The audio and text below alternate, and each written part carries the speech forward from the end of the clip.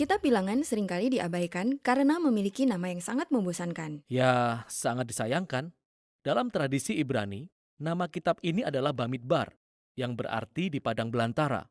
Ini adalah sebuah catatan pelajaran epik tentang pengembaraan bangsa Israel melewati padang gurun dalam perjalanan mereka menuju negeri yang dijanjikan kepada Abraham. Nah, perjalanan ini seharusnya hanya memakan waktu sekitar 2 minggu dengan berjalan kaki. Namun kenyataannya, perjalanan ini memakan waktu hampir 40 tahun. Sangat tidak masuk akal. Itu hampir setengah dari umur seseorang. Ya, ini adalah perjalanan berkemah yang panjang yang memiliki berbagai kisah menarik. Tapi, ingatlah bahwa sangat penting untuk memahami latar belakang penulisan kitab ini. Benar. Nah, kitab ini terbagi ke dalam 5 bagian. Ada 3 lokasi padang gurun yang dipisahkan oleh 2 perjalanan yang menghubungkan semua bagian. Padang gurun yang pertama adalah Gunung Sinai yang terletak tepat di sini, di peta ini. Dan di bagian kedua, mereka melakukan perjalanan ke suatu wilayah yang disebut Paran. Dan banyak hal yang terjadi di padang gurun Paran. Dan bagian keempat adalah tentang perjalanan bangsa Israel ke Moab. Kitab ini diakhiri dengan sebuah bagian besar yang terjadi di padang gurun Moab, tepat di seberang Sungai Yordan dari Tanah Perjanjian. Melalui semua bagian ini, alur cerita mengalir seperti film dramatis yang mencekam. Nah, semuanya berawal dengan sangat baik. Tetapi kemudian perjalanan ini menjadi sangat mengerikan. Semuanya diakhiri dengan sebuah momen penebusan terakhir, sebuah tindakan anugerah Allah yang mengejutkan. Oke, mari kita ikuti kisahnya. Semuanya berawal di padang belantara di Gunung Sinai. Kita menjadi sangat akrab dengan gunung ini. Ya, jika kamu mengingatnya, Israel datang ke sini setelah dari Mesir. Mereka membuat perjanjian dengan Allah di sini, menerima 10 perintah Allah di sini, dan membuat kemah suci di sini. Mereka berada di gunung ini selama 1 tahun penuh. Lalu, mereka mengadakan sensus untuk menghitung jumlah penduduk sebelum mereka bersiap untuk pergi. Benar. Dan mereka diberi instruksi tentang bagaimana harus mengatur orang-orang ini di dalam perkemahan. Hadirat Allah ada di dalam kemah suci, lalu suku Lewi dan para imam di sekelilingnya. Lalu kemudian suku-suku yang lain di sekeliling mereka. Dan pola ini merupakan sebuah simbol visual tentang bagaimana hadirat Allah ada di tengah-tengah mereka sebagai sebuah bangsa. Mereka diberitahu bahwa apabila awan hadirat Allah bergerak, maka mereka harus bergegas dan berjalan mengikutinya. Ya, tabut perjanjian diangkut oleh suku Lewi yang berjalan paling depan. Kemudian diikuti oleh suku Yehuda dan suku-suku lainnya. Perintah ini juga merupakan simbol bagaimana hadirat Allah yang kudus adalah pemimpin mereka dan membimbing melalui padang gurun. Kita mengawali bagian kedua dari buku ini dengan antusiasme ketika bangsa Israel meninggalkan Gunung Sinai menuju Paran. Allah menyertai mereka, segala sesuatu sudah diatur, dan ini akan menjadi luar biasa. Namun kenyataannya tidak. Setelah 3 hari saja dalam perjalanan, mereka mulai mengeluh tentang rasa lapar dan haus. Bahkan saudara-saudara Musa mulai mencaci maki Musa di hadapan orang Israel. Itu bukan sebuah awal yang baik. Lalu kita sampai pada bagian ketiga, Gurun Paran. Disinilah mereka mengirim 12 pengintai untuk mengintai tanah perjanjian.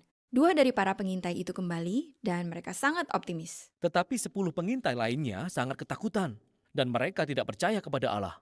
Mereka kembali dan berkata, kita akan dibinasakan di sana. Lalu mereka memulai pemberontakan. Mereka berusaha menunjuk pemimpin baru yang akan membawa mereka kembali ke Mesir. Pada intinya, mereka menolak untuk masuk ke tanah perjanjian dan Allah menghargai pilihan yang mereka buat. Allah berkata bahwa generasi ini akan mengembara selama 40 tahun dan akan mati di padang gurun. Hanya anak-anak mereka yang akan masuk ke tanah perjanjian. Kisah ini diangkat berkali-kali di dalam Alkitab oleh penulis yang berbeda-beda. Ya, dan itu selalu disuguhkan sebagai pengingat bahwa meskipun Allah setia pada umatnya dan janji-janjinya, namun dia tetap menghormati pilihan mereka. Allah akan membiarkan mereka menyia-nyiakan hidupnya jika mereka memilih untuk hidup dalam pemberontakan. Oke, jadi sejauh ini perjalanan ini telah menjadi sebuah bencana. Dan bertambah buruk di dalam bagian keempat, yaitu ketika mereka berjalan menuju Moab. Bahkan Musa mengalami saat di mana dia memberontak dan tidak diperbolehkan untuk memasuki tanah perjanjian. Kemudian ada pemberontakan lainnya di antara umat Israel yang mengakibatkan adanya serangan ular. Dan yang membuat semua pemberontakan ini semakin buruk adalah bahwa dalam setiap langkah, Allah selalu mencukupkan kebutuhan mereka. Dia senantiasa menawarkan pengampunan. Dia memberi mereka makan dan minum, dan sesuatu yang aneh yang disebut mana. Ya, apa itu mana? Ya tidak tahu. Apapun itu, yang pasti mereka tetap menggerutu. Mereka berkata, andai saja mereka mati dalam perbudakan di Mesir. Jika saya adalah Tuhan, maka saya sudah menyerah dengan orang-orang ini. Menurut kita begitu. Tapi itulah yang membuat akhir kisah ini sangat mengejutkan. Israel baru saja sampai di Moab. Dan Raja Moab ketakutan bahwa sekumpulan besar orang-orang ini akan berjalan melewati wilayahnya. Sehingga dia memanggil seorang penyihir yang bernama Bileam untuk mengutuki mereka.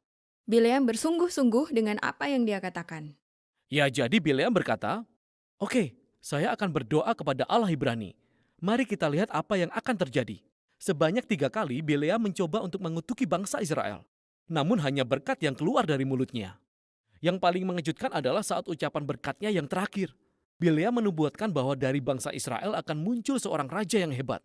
Dan raja ini akan ada hubungannya dengan janji Allah kepada Abraham untuk memberkati seluruh bangsa melalui keluarganya. Di sini, bangsa Israel sedang memberontak. Sama sekali tidak menyadari bahwa di atas gunung, Allah sedang melindungi dan bahkan memberkati mereka. Kitab ini berakhir di Moab. Bangsa Israel bersiap untuk memasuki tanah perjanjian. Mereka mengadakan sensus lagi, sama seperti di awal. Mereka meninggalkan generasi yang tua, termasuk Musa. Namun sebelum mereka meninggalkan Musa, dia memberikan pesan terakhir yang berisi peringatan dan hikmat.